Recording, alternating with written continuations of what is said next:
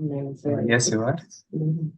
Okay, Yes. thank you so much. So we are delighted to have with us Dr. Ravi Shankar. As we all know, he's the founder, CEO, and director of R&D.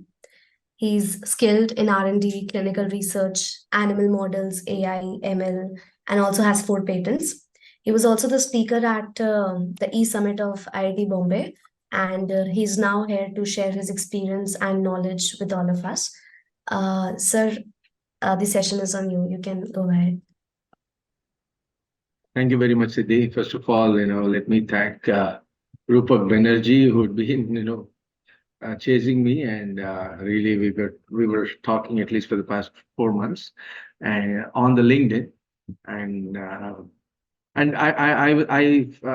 was invited to the IIT Hyderabad actually, it's through that, not Mumbai, but nonetheless, it's pretty much one of the world's most premier institutions. So I'm deeply honored and excited to be here today among you guys, a group of aspiring and innovative entrepreneurs.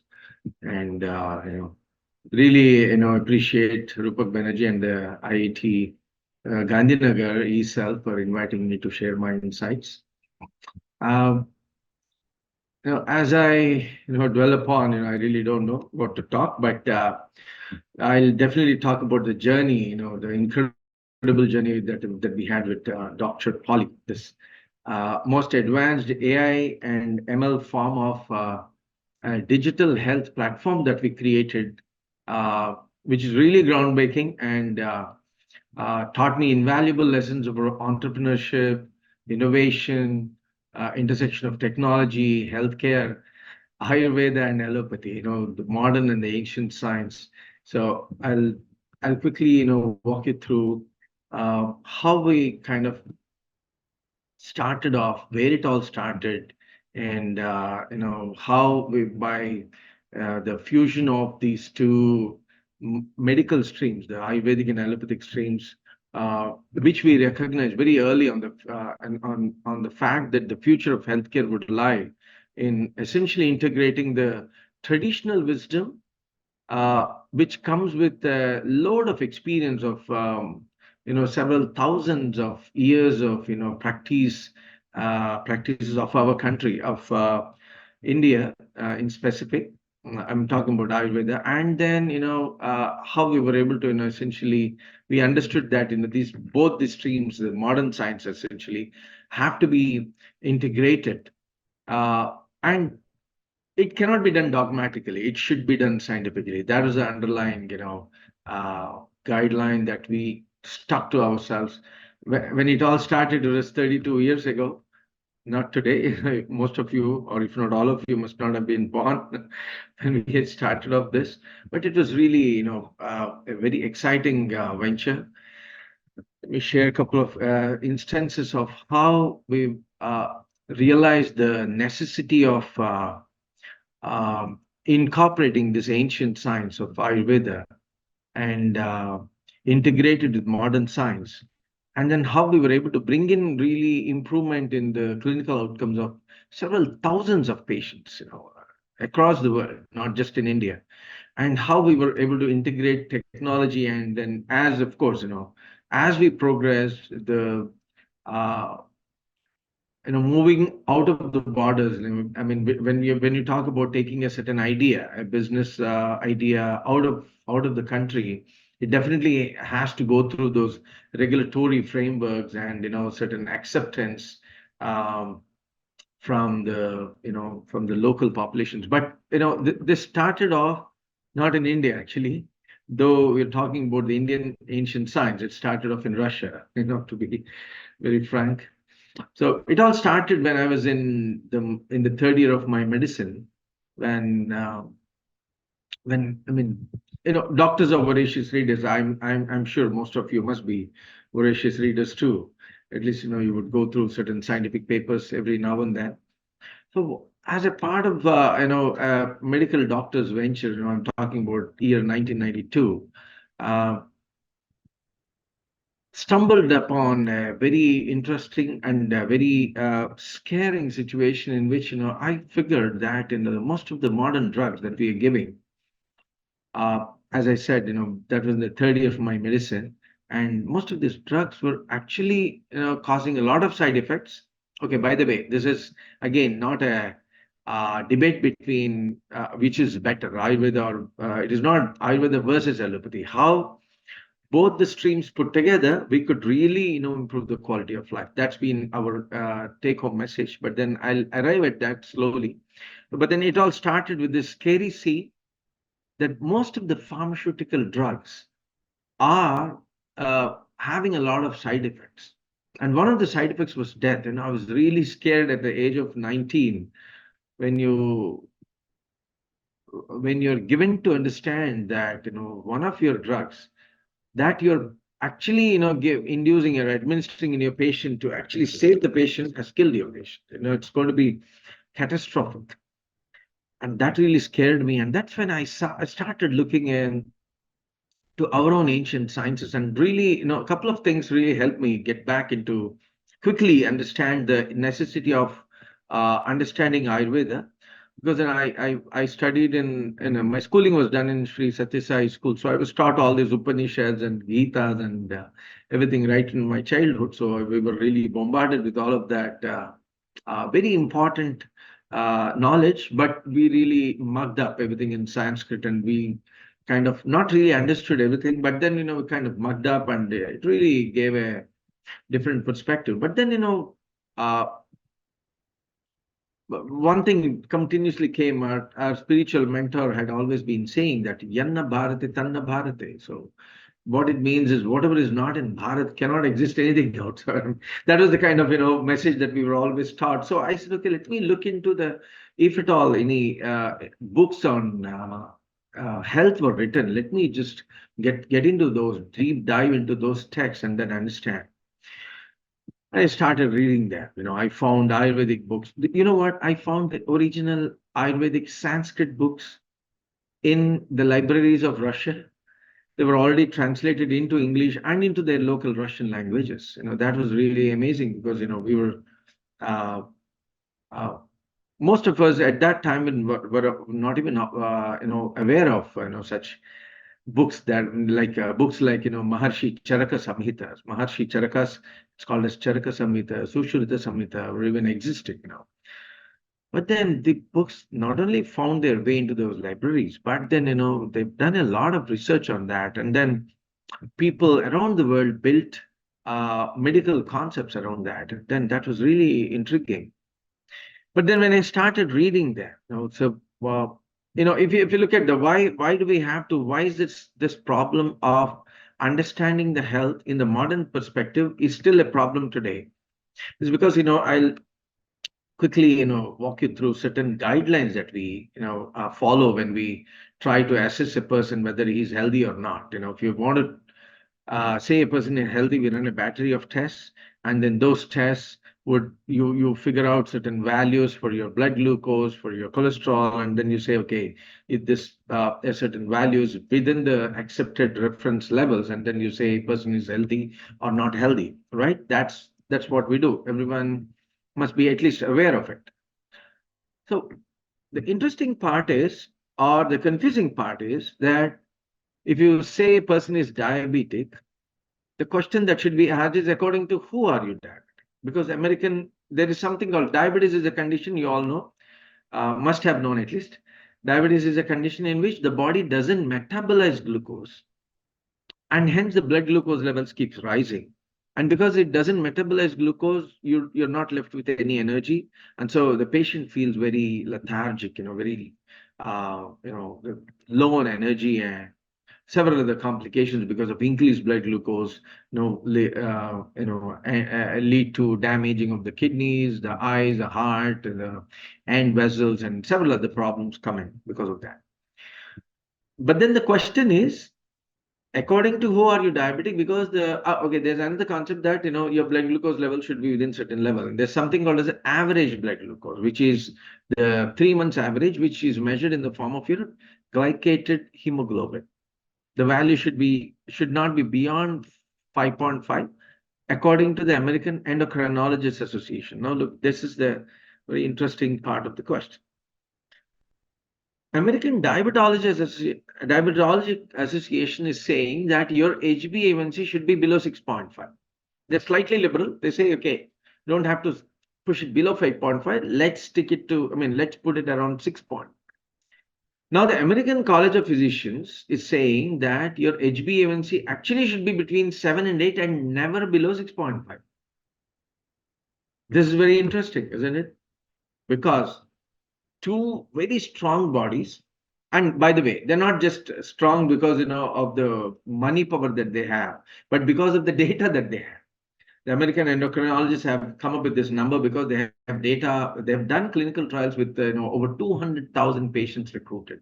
American Diabetology Association has recruited over 300,000 patient data, and then American College of Physicians is saying they've done a trial, which is called as ACCORD, ACCORD trial, and it says that their patients, when they had both diabetes and heart disease, when such patients' blood glucose was pushed below 6.5, which means when they were subjected to intense glucose lowering, they 1 in 3 who had this both heart disease and diabetes, 1 in 3 died. That's that's really scary because 1 in 3, 33% mortality in a certain contingent of people. And hence, American College of Physicians is saying it should be between 7 and 8, and because they provide data for that. The American Veterans Affairs Diabetic Association is saying it should be between 8.5 and 9.5. The question is, friends, according to who are you diabetic? Because everyone has their data, and the American Veterans Affairs has also demonstrated data that if their veterans are pushed, their blood glucose is pushed below 7, then at least 45% of them have serious side effects. Some of them experience hypoglycemia. Hypoglycemia is a condition in which your blood glucose lowers and you kind of, end up with deleterious effects of low blood glucose. And that occurs below 7, right?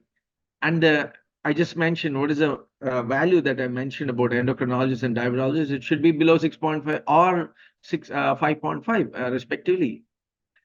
So, according to whom are you diabetic is the biggest question, friends. Not just diabetes, but also the cholesterol. Now, let me quickly summarize this. We all knew that we have something called as good cholesterol and bad cholesterol. The HDL is the good, and LDL is supposed to be the bad. But did you know that your good cholesterol, also when it is in high concentrations, could lead to heart attacks? Even low bad cholesterol also is leading to heart attacks. Now, how do you essentially treat a patient? Because this is the biggest question today, friends.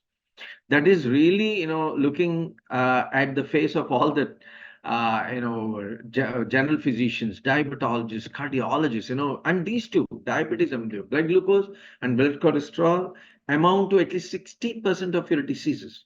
And you know that India is the diabetic capital of the world. But the question is, according to who are you diabetic? Now, with this intro, there are several other problems. I don't want to go deep into that because this is going to be too complicated. Because the problem is really complicated. Because this is a part of my 545 hours of lecture for retraining MBBS and BAMS doctors. So I'll not go deep into that. But then suffice to say that, as you see, 60% of the world's diseases that originate either from dysmetabolism of glucose or cholesterol, we don't know the standards for. How do you fix that? We don't know. Really speaking, we don't know. I'm a cardiac surgeon, by the way. I'm also a naturopath and also an Ayurvedic doctor. So the Ayurvedic side of it is saying that if you kind of bring about a balance of three agents called the Vata, Pitta, and Kapha, there's a beautiful verse mentioned in the Charaka Samhita and also in the Sushruta Samhita. It goes like this: Samadosha, Samagnishcha, Samadhatu Malakriya, Prasanna Atma Indriya Manaha Swasthya Itya Vidiyate. Now, what it means is Samadosha, that when the three doshas of Vata, Pitta, and Kapha are in equal proportion in all of the 7 tissues and 42 organs, then the body automatically restores its, sets itself into a self-healing mode and literally restores your physical health, mental health, spiritual, emotional, and social health, friends. But the problem lies there is what the problem that is, what is Vata, what is Pitta, and what is Kapha? If you look at the, original scriptures, they mention about 7 properties attributed to Vata. Vata is categorized by or characterized by Ruksha, Khara, Daru, Laghu, Shita, and I mean, certain properties that really don't make any sense. This is what was going on my mind when I was reading these books, those times, because what do they mean? Vata means something that which is light. Laghu means light. Shita means cold. Daru means hard. And things like that. I mean, does it make any sense, friends, in the science of, I mean, I was a gold medalist in biochemistry. So I was thinking, I mean, there are 7 million chemicals, as mentioned in Harper's biochemistry, friends. And how do you try to balance something that is which is light, dry, I mean, which was making no sense. But then the knowledge of Sanskrit really helped me, friends, to understand them deeper, not go deep into that. But then suffice to say that this language of Sanskrit, I think, you will really appreciate. It's not just a single syntax-based language. There are 9 syntaxes, 9, which means we're talking about 9 libraries of grammar. Sanskrit has 9. Maybe if you talk about Hindi, there's the Vyakarana. Hindi Vyakarana is compiled in 1700 grammar principles. The Telugu Vyakarana is compiled in about 1600. It's called the Chando Vyakarana. Then the English grammar is compiled in Wren and Martel grammars, and then there are about 970 principles of grammar. But did you know that the Sanskrit is guided by over 200,000 grammar principles? 200,000. And they're classified into 9 different libraries, just like our Sergey Brin classified all the lists and directories into 26 libraries. Or Sanskrit is classified into, the grammar is classified into 9 different libraries. They are the Indram, Aindram, Sandram, Shakalam, Shakadayanam, Kashakrasam, Kaumarakam, Paniniyam, and Saraswatam, friends. So this is very interesting. Why? Because from Sanskrit, each syllable, if you apply one principle from each of these 9 grammars, you end up with 9 meanings. That's why there are 9 different libraries. You apply one principle from each of these libraries to understand a matra. And if a word has 2 matras, you end up with 9 to the power of 2 meanings. You essentially end up with 81 meanings for a word which has 2 syllables, friends. So that's how uh, that's how that's why our rishis have compiled, this ancient scientists of India have compiled all their observations, scientific observations in books called Samhitas. And these Samhitas were essentially documented only in Sanskrit. Why? Because, they could, essentially write less, but communicate more, in a very profound and a very syntax-based manner. That's like the profound, that's the profundity of this language, Sanskritam. That's why everyone uses this Sanskrit. I mean, at least until at least 5,000 years ago. And I was trying to apply the various principles, and when I started reading these ancient books, friends, I don't know. I mean, it really it really baffled me. You know why? Because the complexity of the human body is explained in such simple manner. For example, they were also talking about, these ancient scientists of India were talking about Ashitish Chatva Lakshara Samritam Swastya iti Vidhyate. What it means is there are 84 lakh chemicals found in the body, and they don't just simply mention them as chemicals, they call them as nectarine chemicals, Rasa Amrutam. There was also already a mention of 8.4 million chemicals that are present in our body, participating as we talk. According to the modern science, we know about 700,000 chemicals only. The ancient science goes much beyond. It says there are 8.4 million chemicals. And friends, you guys are from IIT. I'm sure you would know something called as analytical chemistry.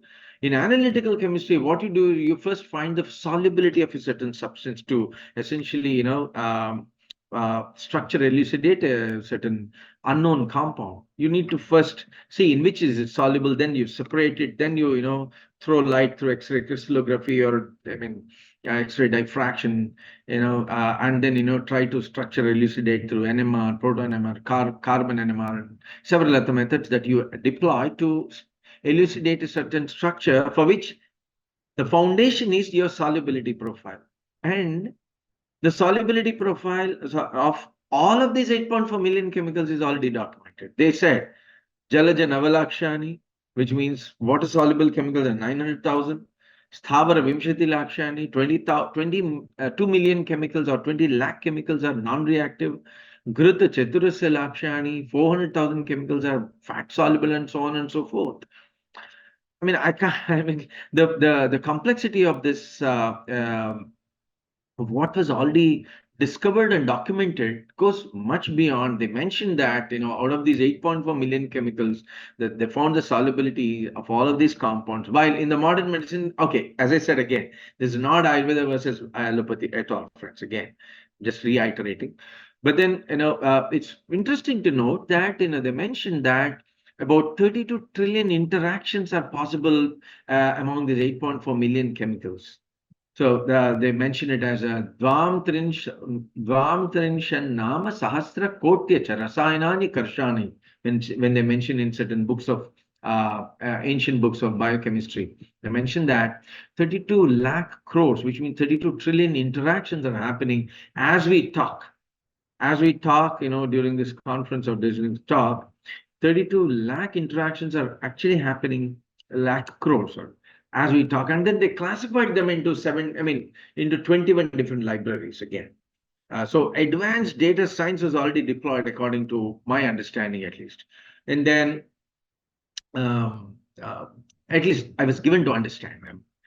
Okay, by the way, I'm talking the theory that is already present in, and then let's come to a little bit of science of how we actually try to verify this.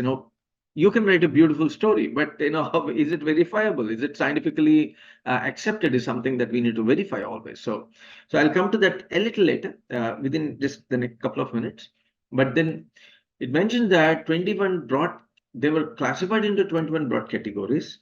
7 of these categories, which were based on your organoleptic properties of these chemicals, they were classified into molecular pathways. They guide the molecular pathways. 7 of them guide your metabolic pathways, and the rest of the 7 organoleptic properties of among these 32 lakh interactions, they guide all your assimilative pathways, and they were classified as Vata, the Pitta, and the Kapha, friends. And then what the ancient science is saying is that when you essentially bring about a balance, which means when we mathematically put, when we Vata is to Pitta is to Kapha is 1:1:1 in all of the 7 tissues and 42 organs, then your body sets itself into a self-healing mode. Then it sets itself into self-healing mode and cures itself. So, and everything that you find, everything that you eat, everything that you think, and every thought you make, every move you make, has a certain VPK syntax, have a certain VPK proportion. And VPK is for Vata, Pitta, Kapha, respectively. So, it has a certain VPK proportion. For example, if you talk about the brinjals, all right, it has got 65% of Vata, 30% of Pitta, and 5% of Kapha, all documented already. So, and what is this? What is the prabhava? The effect of this brinjal? It increases vata in the blood. That's the syntax. There are 7 tissues in the body, and there are it says that the brinjals essentially increase vata in the blood, which means if you detect a certain individual with a vata depleted system, with a vata depleted blood system, then you essentially give brinjals so that you bring about a vata balance in that particular, or in that particular individual, and then you bring about a VPK balance in all of the 7 tissues. You choose appropriate foods, appropriate exercises, yogasanas, appropriate pranayama, breathing exercises, and all this so that you essentially bring about a VPK balance in all of the 7 tissues and 42 organs. Then the body automatically cures itself. That's what is said. So what we did was, because all this theory was really looking good, uh, but then it's theory as long as you don't prove it. And then, friends, this is exactly where I would urge each one of us to be extremely scientific. You just because you don't understand a subject, you cannot delete the topic. You cannot delete a subject. That's not right at all. If we don't agree, also let us document. Let us do experiments because ultimately, not me. But the modern science is saying, isn't it? Right? You have experimental proof, you have citations, and you have analytical proofs. Right? There are three proofs accepted. Did you know? Interestingly, Jagadguru Adi Shankaracharya, who happens to be one of the most influential spiritual leaders, you know what he taught? When he told his disciples, he said, "See, tasmat shastram pramanante karya akarya vyavasthitam." What it means is tasmat, and hence shastram pramanante. Provide me scientific evidence for doing a certain thing. You he says karya, to do a certain thing in a certain way, or akarya, to not do a certain thing in a certain way. Provide me scientific evidence. And again, our ancient science also talk. I mean, these spiritual masters also were talking about pramana. Tasma Shastram Pramana. They say talk about a pramana. What is pramana? Proof. And he talks about again three proofs: Shabda Pramana, Anumana, and Anubhava Pramana. The same three pramana that we have in the modern science, like experimental proof is for your Anubhava Pramana, the analytical proof is for your Anumana Pramana, and Shabda Pramana is your citations. All right, so we are talking about the same thing in different languages. That's the difference, actually. That's the only difference. Otherwise, even our spiritual masters are asking, if you look at Swami Vivekananda's story, Ramakrishna Paramahamsa, Swami Vivekananda verified him until his death. I mean, he was a very, I mean, see, the point I'm trying to drive here is, friends, this scientific fervor has to be present. You cannot just accept just because some doctor is saying. Ask him for a proof. Ask anyone. Even if it is God, let him prove.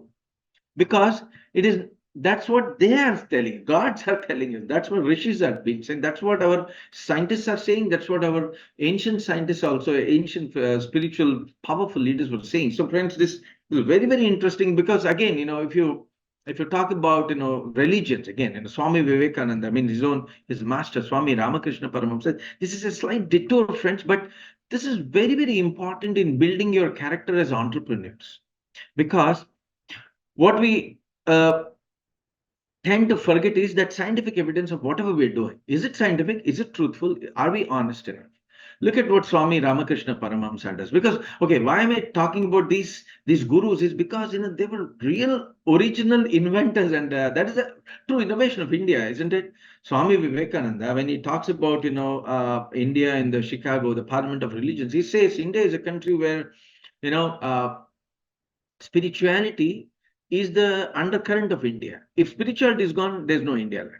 That's what he says. So that's why I try to derive all these, lessons from the gurus and verified this science, and then put it to the Westerners, and then you'll see what happened very soon, as I go into the final part of the discussion. So Swami Vivekananda, Swami Ramakrishna Paramahamsa, look at what he did. He exactly followed the 10 commandments of Bible, and then he demonstrated. He had this, as explained in Bible, he had the vision of Lord Jesus Christ. The same he applied for understanding Quran. He followed the tenets of Quran, and he had this Nirakari Allah's vision. And that's verified by the spiritual leaders of those times. That's why he was attributed by 18 kalas of avatarhood, and then he was accepted as an avatar by Ramakrishna Paramahamsa was accepted as an avatar. So that's why I'm saying, scientific reasoning and scientific proof is very, very important. So that's why we went on to prove Vata, Pitta, Kapha with the scientific, correlation. We did some scientific correlation of Vata, Pitta, Kapha. We modeled Vata, Pitta, and Kapha with the in experimental animals by creating animal models of Vata, Pitta, and Kapha. And how did we do that? Very simple, because the syntax is already given. The Vata aggravating foods, Pitta aggravating foods, and Kapha aggravating foods were identified from again the scriptures, because the scriptures were already were talking about the VPK fingerprint of each of the foods that you have. I just mentioned about it. And then we gave these animals a vata, pitta, and kapha aggravating foods in three different groups respectively. And after for a month, and again, why for a month is again a part of the method that we arrived and after reading the scriptures extensively. What we found, friends, after that we isolated the hearts and we measured their action potentials. Anyone do biomedical engineering or you would understand when we develop sensors. Sensors are essentially we try to understand neurophysiology to develop biomedical sensors. So PPG, for example, sensors are pretty much are used for pressure actuation. They're very good at for pressure actuation, and then we use it in identifying your blood pressures and several other parameters. Now PPG sensors are the ones that are used even in your watches that measure heart rate variability. So we used some sensors, we used glass electrodes, and we used optic mapping system to measure the electric currents generated in Vata, Pitta, and Kapha. Because when I'm talking to you, while I'm talking to you, how are you able to hear me? The sound is incident on your tympanic membrane. The tympanic membrane transmits the sound waves into a mechanical wave. The mechanical wave converts into an electrochemical message inside the auditory receptor. It converts into electric current essentially, and then the current goes to the brain analyzes the centers, brain centers analyze the information and then send back a response. The same thing happens when someone touches you there's something called the touch receptor or the tactile Pacini's receptors. They convert your external touch into an electric current. Friends, what we found was the vata, the pitta, and kapha were altering the way the currents were produced. That is a primary difference. That is why our rishis were talking about these three agents called Vata, Pitta, and Kapha.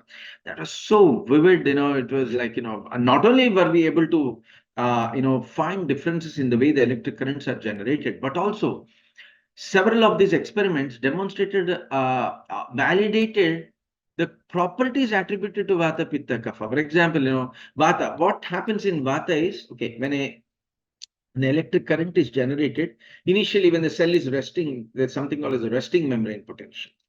All right. So when an external, let me just quickly show a slide if I'm allowed to.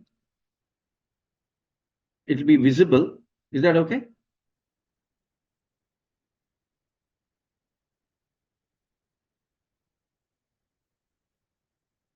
Yeah, yes, sir.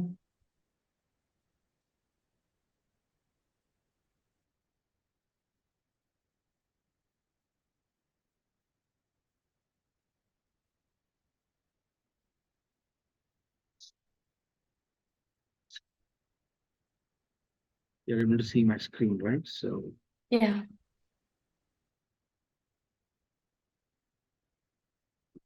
let me just show you.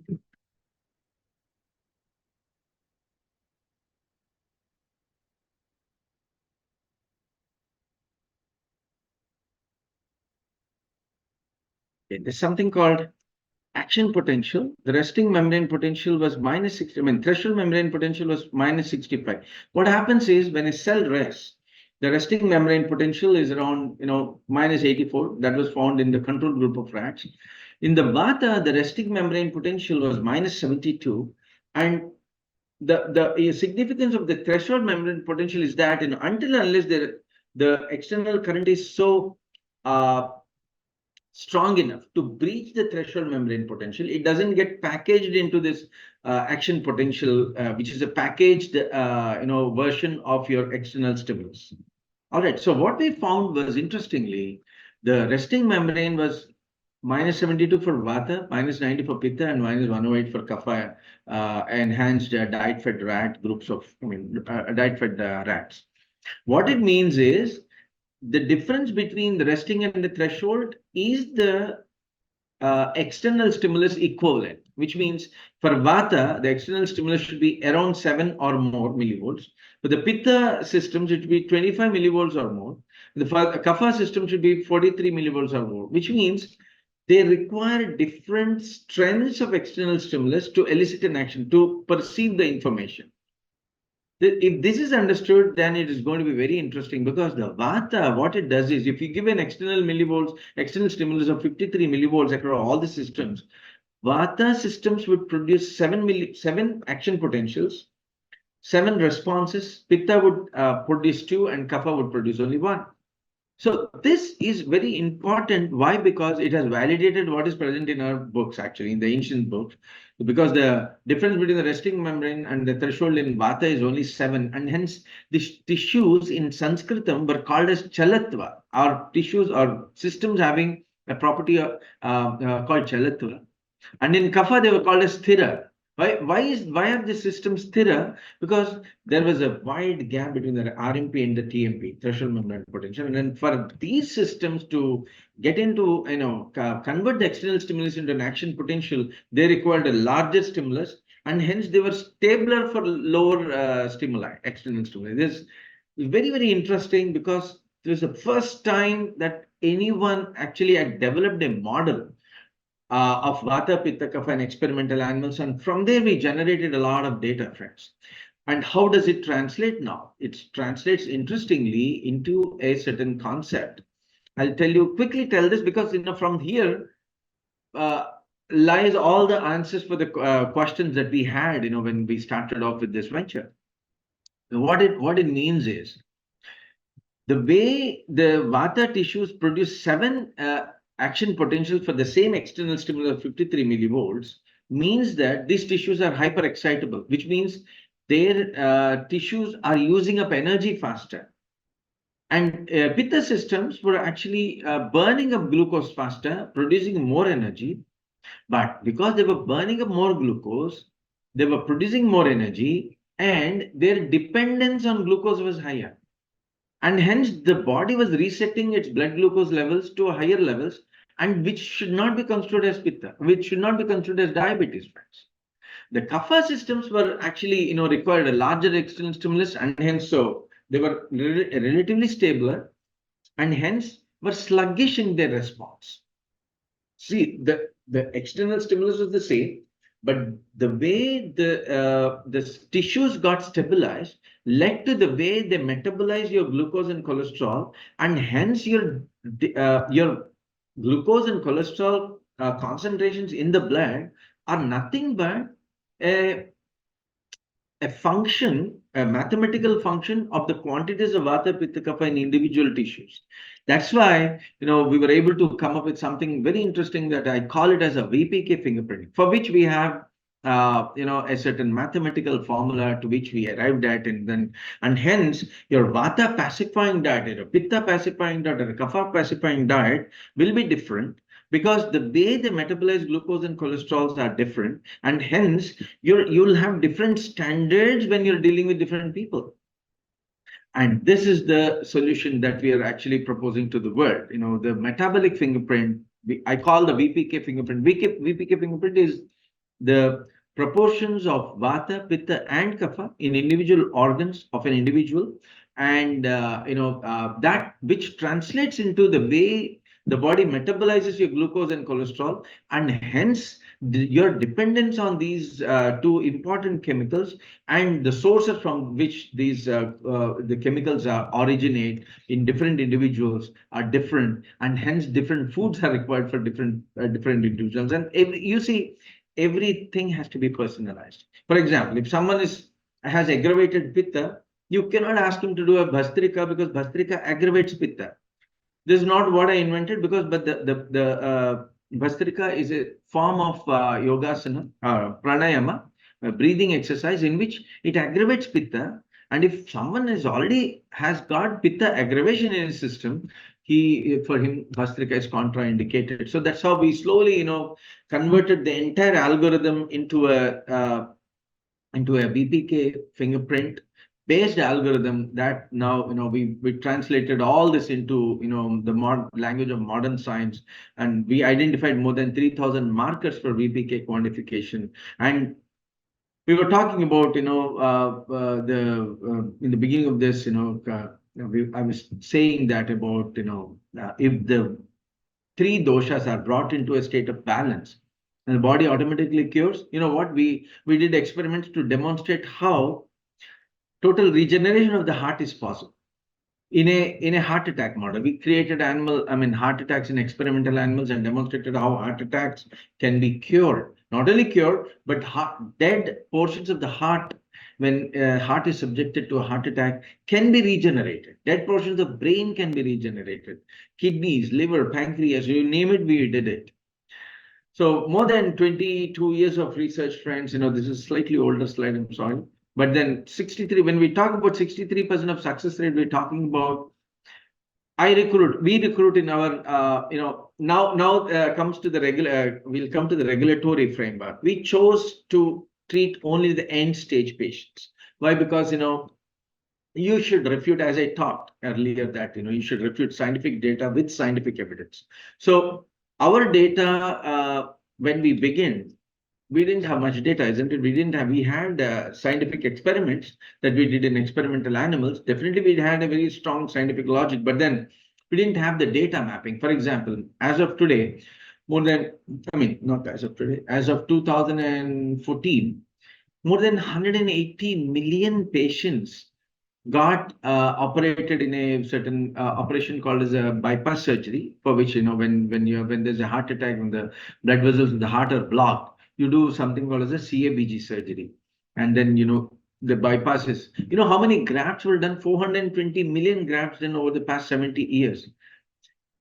Our data of just 10 or 20 rats data cannot match the data based on statistics, isn't it? Statistics is a science, of course. We have to respect it, and we have to go according to the current contemporary science. So we didn't have much data. So we started off doing this, offering these treatments of, VPK balancing through VPK fingerprinting to end stage patients, to palliative patients, end stage, geriatric care, hospice care patients. And I'm talking about success in those patients. 63% of our end stage patients who were given to live only 2 to 6 months of time, you know what? They're living for more than 5 years with a 63% success, in which means they are free from all drugs, who otherwise were supposed to be dying in the next 2 to 9 months. They are living for more than more than 5 years, and 63% of these people are free from all drugs. There's a quick, our methodology. We come up with guidelines as to how to deploy this. I call this as polyscientific Ayurveda. That's what is the short abbreviated version of PSA. We don't violate any guidelines issued by scientific congresses. This is how we are protecting ourselves, and also telling the scientific communities across the world that we are completely scientific people and will not violate the guidelines given, just because we don't have statistically significant data to match our data with the one that is already presented by different congresses. And then as a policy, because of this, we are having to deal with only the end stage diseases, because legally, and based on the regulatory framework of any country, you can offer your treatment to end stage diseased patients or functional cases, when doctors have given up. So that's how we slowly overcome the regulatory frameworks problems as well. Because whatever you postulate from India has to be acceptable to any guideline, any scientific congress across the world. Just because a set of people believe that you're wrong, you cannot discard your treatment option, or you cannot essentially abandon a certain theory that is already propagated. A theory or a scientific postulate should be balanced only with the scientific data, friends. That's very, very important. Throughout my career, throughout my our entrepreneurial journey, we stuck to this, and then really we were able to collaborate with the patient's GPs through this method. Because when you go with the scientific standards, friends, because scientific standards, and peer review, what happens is those scientific people are willing to collaborate with you. That's really the beauty of our approach. It has helped us collaborate with several patient GPs. Initially in our SWOT analysis, I prepared that allopathic doctors and government's regulatory framework would be the threats. What happened? By this approach, actually, the government regulatory framework outside of India was really very good.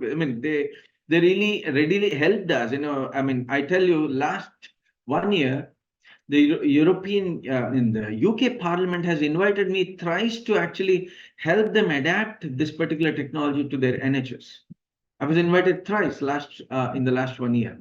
And now on the 6th of March, I'm again speaking to the European Union. They have invited me as a vice chair for their medical devices, friends. And this is what happens when you are completely scientific and you're steadfast and very honest in your approach, friends. This is very important. So with this five-pronged treatment approach of polyscientific Ayurveda, in which we give all natural supplements. Okay, we're not, again, uh, uh, two things are very important that I felt was when you talk about Ayurveda, two things come in. Number one is the legacy that you carry with Ayurveda. The legacy of of this science being in existence and helping millions and millions of people over the last at least several thousands of years. Number one. But then in the current form of Ayurveda, you know what is happening, friends? Ayurveda is actually reduced or practiced as herbal allopathy.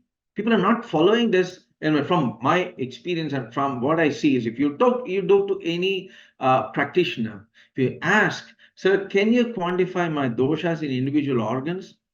They will not be able to tell you.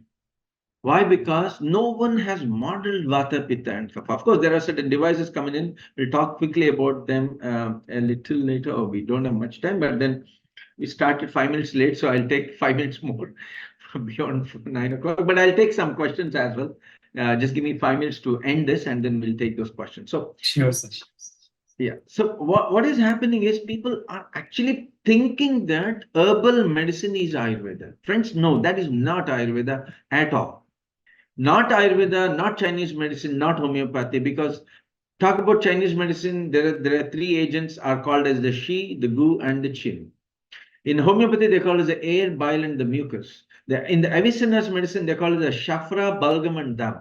See, all these warring civilizations, they agreed on one thing, that the body is governed by these three different agents, and they called as Vata, Pitta, Kapha in their respective languages, and then they agreed on this. But the key here is to identify these imbalances in all of the 7 tissues and 42 organs. And then to bring about that, you've got to measure them, you've got to quantify them, because there are several differences in the way the textbook versions of these Vata Pitta Kapha presentations in those individuals of those times, because the books were documented those times. In those days, the not the Bhartru, the Ashtanga Hridayam, the Vagbhata's Ashtanga Hridayam, which is a book again on Ayurveda, he mentions clearly that there are Vata dominant people. There are 25% of Vata dominant people, 25 Pitta dominant, and 25 Kapha dominant people. And then, only 3 to 5% are mixed. Vata, Pitta, Kaphas are mixed in only 3 to 5%. But that was the data database of the demographics of the populations of those times. They're being now applied in the current populations. And we are trying to find those Vata dominant, Pitta, and Kapha dominant people, which you will not find. Because in our research, we discovered that 75% of individuals have all of these three doshas in different organs differently. So there are Vata, Pitta, Kapha dominant people are about 75% of people, and different organs have different VPK fingerprinting. So all the more the necessity to quantify the Vata, Pitta, Kapha in different organs becomes essential, number one, and using a certain algorithm to bring about a VPK balance in different tissues of the same individual and different organs of the same individual it keeps dynamically changing depending on which tissue are you targeting. And hence, we came up with this entire methodology of VPK fingerprinting. And based on this VPK fingerprinting, you essentially give appropriate diets for that individual at that particular point of time. And it keeps changing, depending on, the time of the treatment and several other factors. So you map the specific yogasanas, the specific workouts, specific pranayama, breathing exercises. And what did we achieve, friends? There's an IDDM patient. Look at this.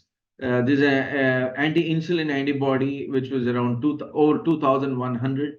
The anti-GAD antibody was around 48 in a 4-year-old male who was diagnosed as already was being treated as IDDM patient. Who was getting 60 units of insulin at the age of 4. And we did pulse diagnosis, and we figured that he's a Vata aggravated Vikriti. After treating this patient with, high glycemic indexed foods, We gave him literally foods with high, conversion of glycemic index. And because Vata requires that kind of foods, high glycemic index foods and high saturated fats. Saturated fats are supposed to be bad, right? But that's not the case, friends. That's not always the case. So after 2 years, 2.2 years, we were able to, see the levels of anti-insulin antibodies coming down to 195 and 8.76 anti-GAD antibodies, and we were able to reduce his insulin to 4 units, friends. That's it. From 60, he came down to 4 to 6 units per day. There's several heart disease patients, friend. On the left, this is the block that we found. You find on the right, it is gone after 6 months of our treatment. There's another pitta-mediated heart disease patients. There's several patients, heart disease patients. You see, this is the block that is found. The block slowly goes away. The block completely goes away after 6 months. Several, I mean, what I'm trying to say is we treated several end-stage patients. This is psoriasis. For 20 years, he suffered with psoriasis all over the body. His kidneys failed. He was on dialysis for 7 years. And before he came to me, 9 months after the treatment, he was completely normal. We stopped his dialysis after 18 months of our treatment. And several end-stage cancers. This is a brain-dead patient, friends. Brain-dead, 23-year-old brain-dead patient. This is a completely necrotic brain that you find here. On the right, you find the brain is developed after 6 months. This girl slowly improved her memory, and then, it's wonderful miracles could be scientifically demonstrated in several end-stage patients. Vitiligo completely gone. Crohn's disease on the left, Crohn's disease on the right, completely gone. Several patients, friends, allergies, asthmas, you name all types of end-stage diseases were cured.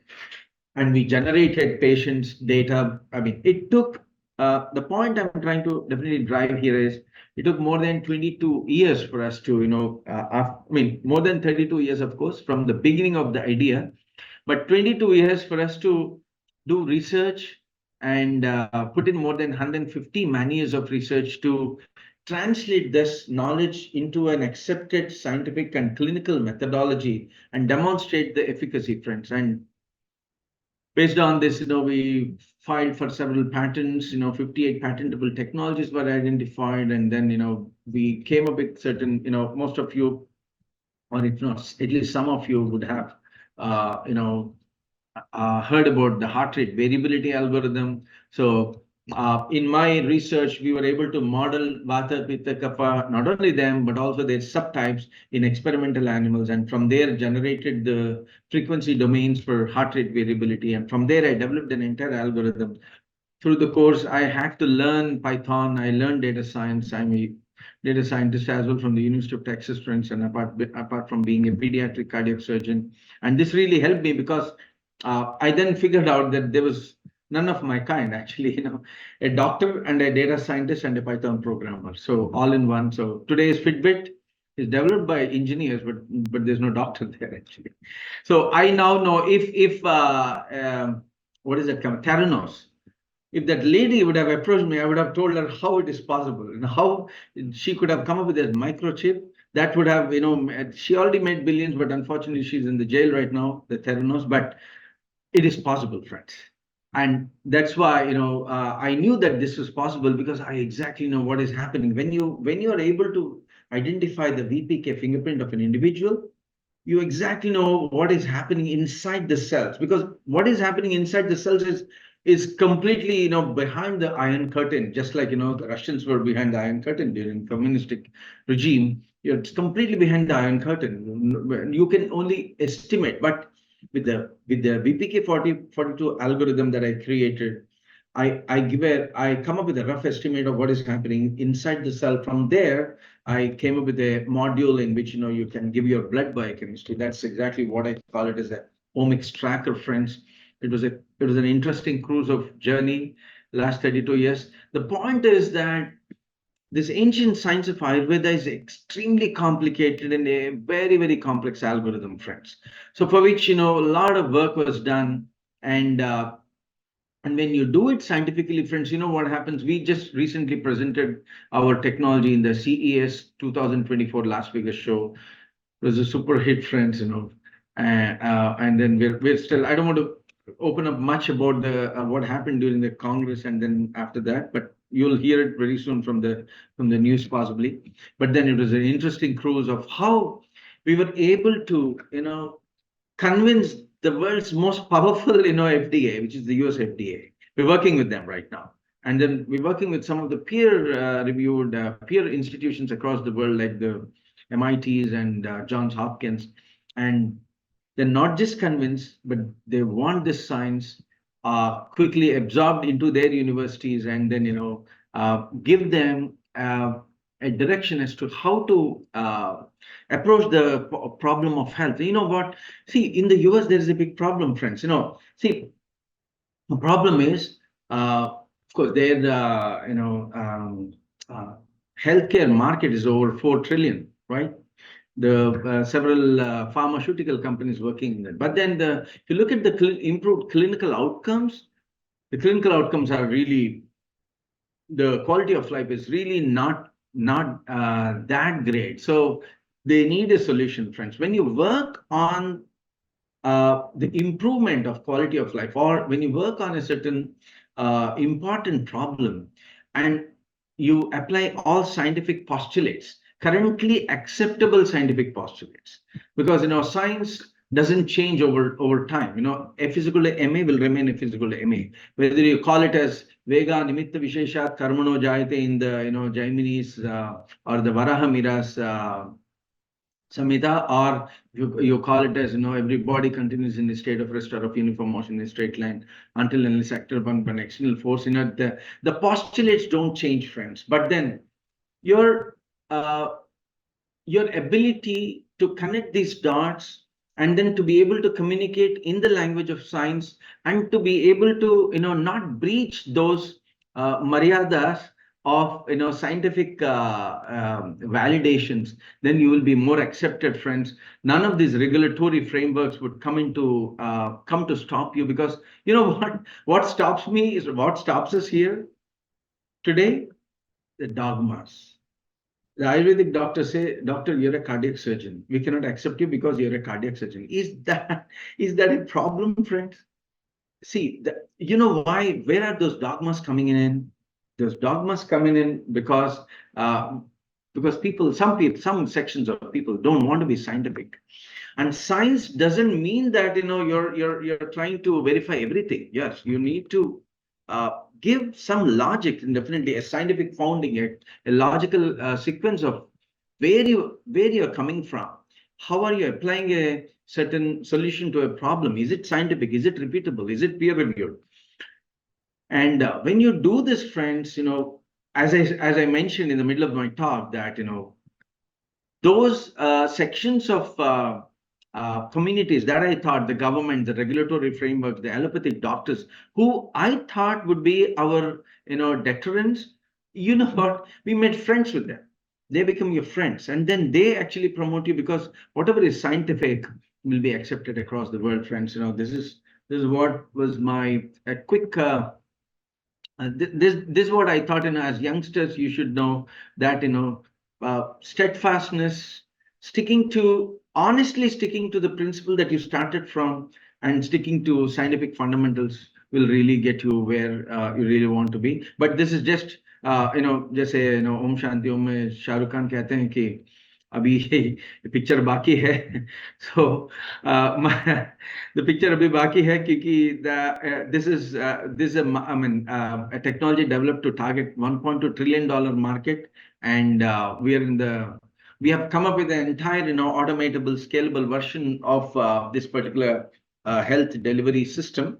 And very soon, it'll see light in the face of several, at least hundreds of thousands of doctors who will take this further to serve the needs of their end stage patients, and through which I'm assuming that Ayurveda will get mainstream, friends. This is where I land. If you have any questions, I'd love to take them.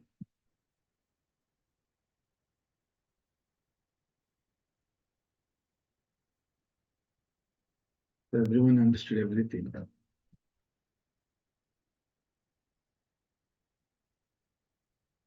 Sir, there's a question in the chat box. Oh, yeah, oh, sorry, I didn't see that. There is one here. Yeah. Yeah, so Mr. Raghav Gopal, yeah, good question. Yeah, definitely yes. These three fingers, the index, the third finger, and the ring fingers are applied on the radial artery. You know, you have a artery here exactly, and then you put these three fingers on the radial artery in this consequence. Your right hand is put on the left hand of the patient, left hand on the right hand of the patient. So, with which uh, we have evolved this technique. I mean, we have rediscovered this technique after reading some of the books called Vaishajya Ratnavali and all. Um, there's several verses mentioned in these ancient books. How do you measure? There are certain pulse characteristics mentioned already in our text. Like Vata is characterized by something called as a slippery pulse. There's something called as Sarpagati, it's called as Sarpagati.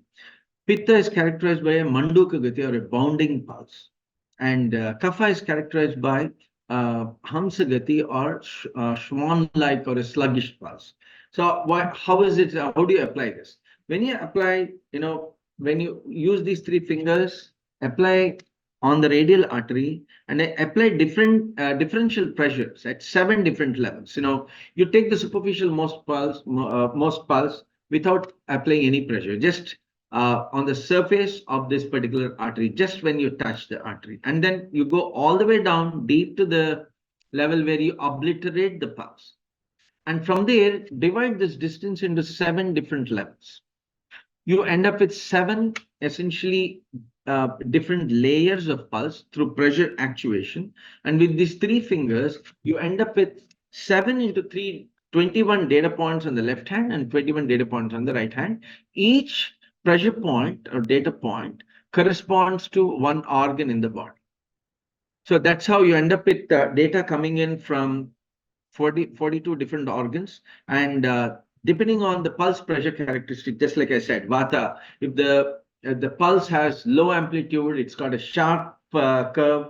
And if the distance between the dicrotic notch is too low, then you call it as a Vata pulse. And depending on the components of the Vata pulse, Pitta, and Kapha pulse, the pressures, the pulse percentages of these 3 different pulses, you arrive at pulse percentages of these 3 different doshas in those particular organs. That's how you essentially detect the pulse pressure characteristics, or that's how you do pulse diagnosis.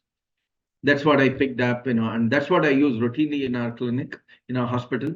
And when a patient comes to me, I essentially do his Nadi Pariksha, and through the Nadi Pariksha, we pretty much, give almost a certain rough estimate of your blood biochemistry.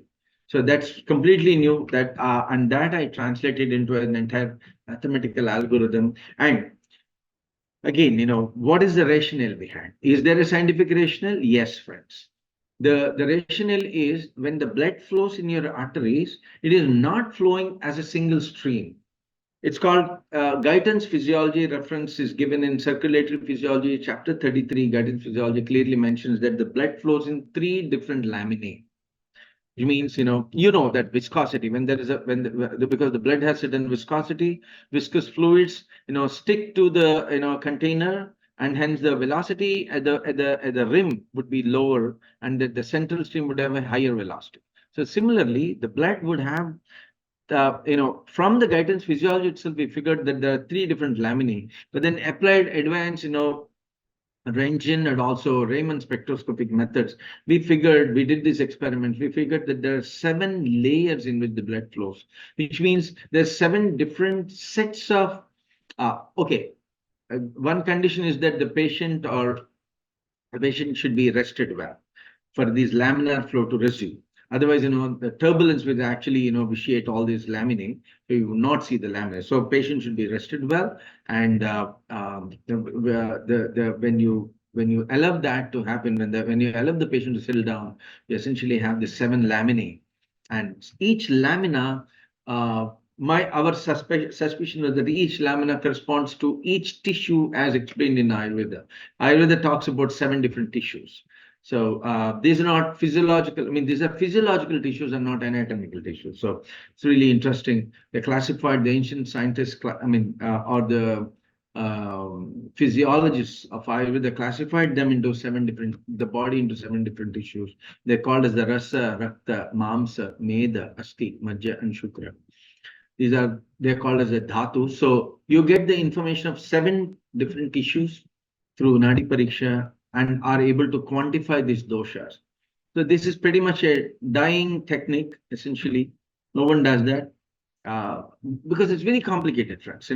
And without my understanding of basic organic, inorganic chemistry, stoichiometry, electrical equations, and buffer solutions, I wouldn't have made up. I wouldn't have understood what our ancient scientists were saying.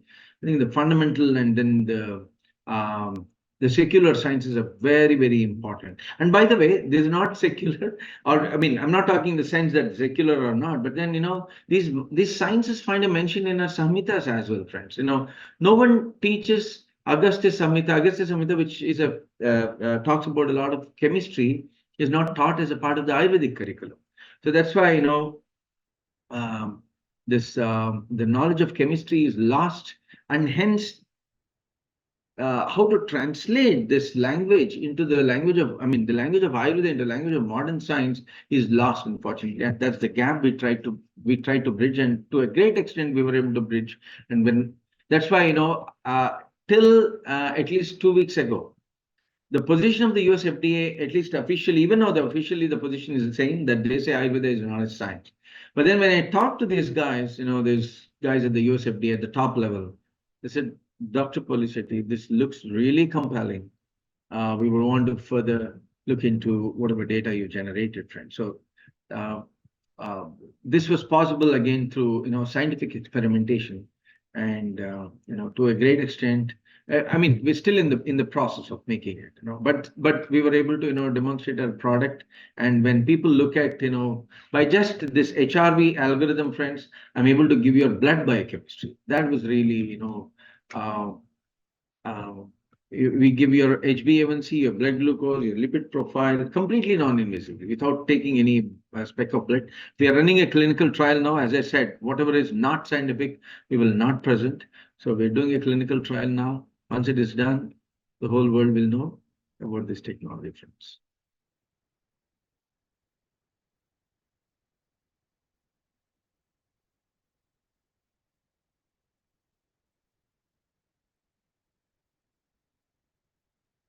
So if anyone has any other questions, feel free to ask. You can ask either directly or you can also write down in the chat box.